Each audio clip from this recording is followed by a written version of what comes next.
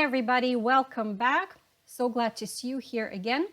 Today's video is all about exploring interesting places right here in New Jersey. So today I'm sharing with you a list of top 10 abandoned places in the state of New Jersey for you to consider in one of these weekends. Here we go. We're counting down and starting with number 10, Brooksbrae Brick Factory in Manchester Township. Brooksbrae Brick Company's facility in Manchester was built in early 1900s. Between the disputes of the estate after one owner's death, chimney incident resulting in the death of 2 people, a few sales later, and the factory was left abandoned for decades. Graffiti artists and other vandals have made the unfinished factory their canvas, and ATV and dirt bike enthusiasts use the land around the facility as a racing ground, making this one of the most adventurous abandoned places in New Jersey. Getting to the factory is a bit tricky and not easy to find. We suggest that you start with Pasadena or Woodman's Road in Manchester Township and then use these approximate GPS coordinates.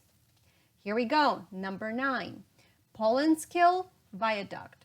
At the time of its completion in 1910, this viaduct held the title of the largest reinforced concrete structure on the planet. With its impressive 115-foot clearance and 7 supporting arches, this bridge was truly a marvel of modern engineering at the time.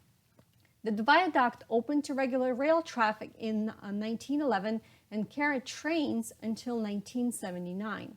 The tracks were removed from the bridge a couple years later, and the viaduct was officially considered abandoned. And being abandoned, of course, was the key to attracting hikers, ATV riders, climbers, and graffiti artists ever since. The interior chambers of the bridge are now adorned with colorful graffiti. If you opt to visit the defunct bridge, know that local police does occasionally patrol the site looking for trespassers, and it's illegal to park on the surrounding property. Number 8, Hagedorn Psychiatric Hospital in Glen Gardner. Early 20th century had its own epidemic of tuberculosis, and New Jersey had a few sanatoriums for patients. Hagedorn opened in 1920s, but started to decline when new treatments for tuberculosis helped get the pandemic under control, about the middle of the century. So hospital closed its doors in the late 1970s and of course was left to decay. Soon afterwards, a new treatment center was erected on the adjacent property.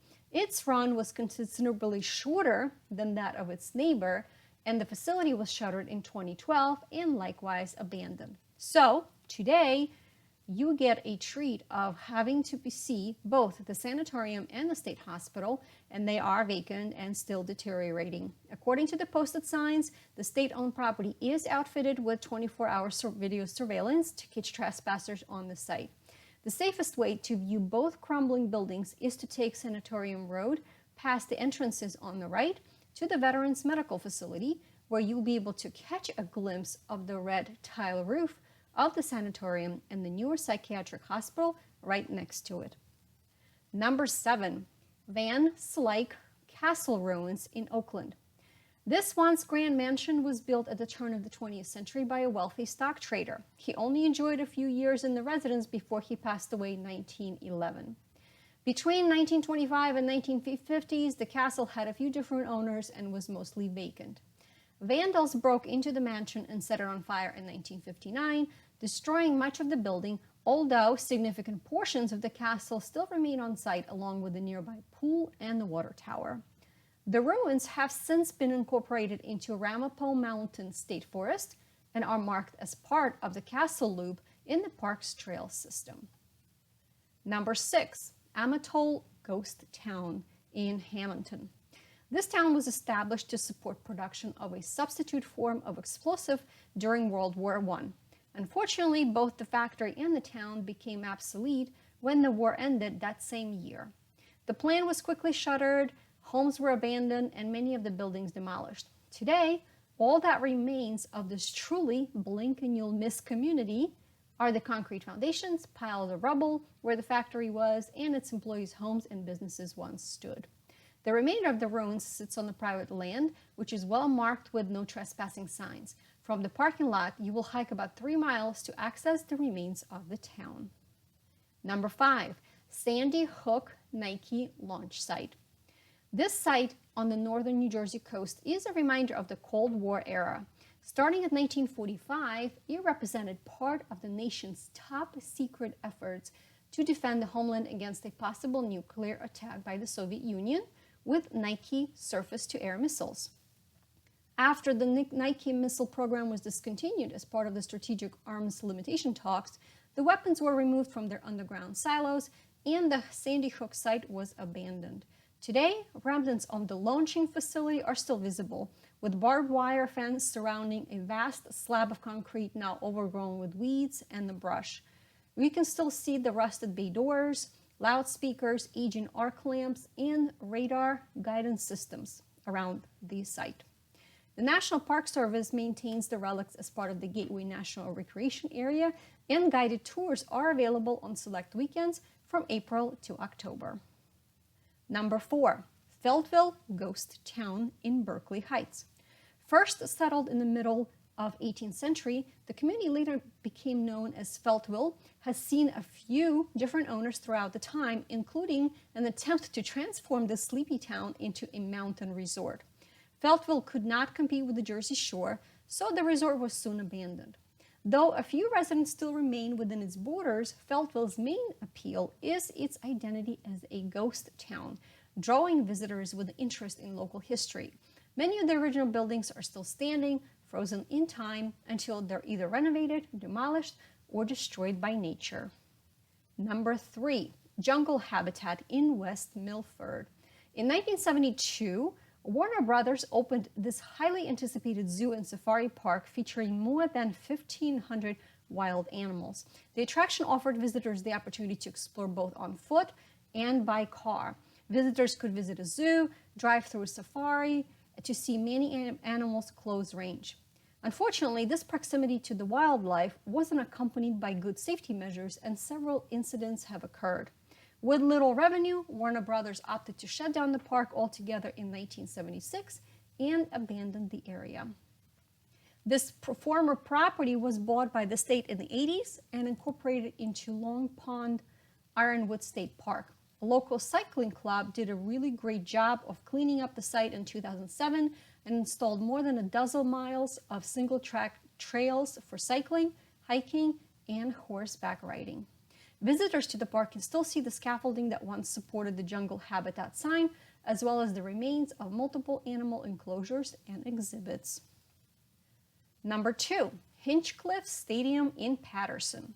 Completed in 1932, this now abandoned stadium in Paterson holds a significant role in our state's cultural history. When it opened, the stadium hosted primarily Negro League baseball games and later became a prominent destination for other sports, including diamond gloves, boxing matches, auto racing, and professional football. The venue also hosted multiple victory bond rallies during World War II, starting famous athletes, actors, and other celebrities to raise funds for the war effort. As the Paterson school system began to decline through the 1980s, much of the funding was diverted to other areas in the district, and stadiums started to decline. It finally closed in 1997, and today, this decrepit stadium remains a notorious eyesore in Paterson, with large swaths of weeds and brush sprouting up throughout its rows of concrete seating.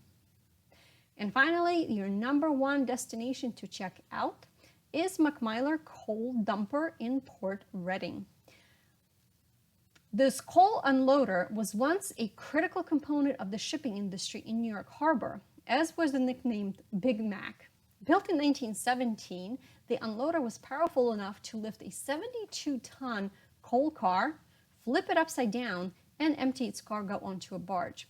Big Mac was in the business for the next 60 or so years, and the mighty machine was left to decay on the abandoned pier shortly after. The rusted metal hulk remains anchored in place, complete with colorful graffiti and inhabited by a colony of aggressive Canada geese. Though scrappers and vandals have made off with much of the equipment left inside the facility, a few larger items, such as a pair of steam engines, still remain. Thank you so much for joining us. I hope that you enjoyed this video. And if you think of any other places that you want to add to our list, so please put them in the comments below so that way we can add them and share it with others. And of course, if you are into urban exploration, make sure that you get familiar with New Jersey trespassing law so that way you know exactly what rules to follow. And I will put a link to this information as well as in the description box below. So don't forget to subscribe and like this video so that way we can keep bringing you interesting tidbits about the state of New Jersey as well as suburban Philadelphia right here on our channel. Thank you so much for joining us. Until next time.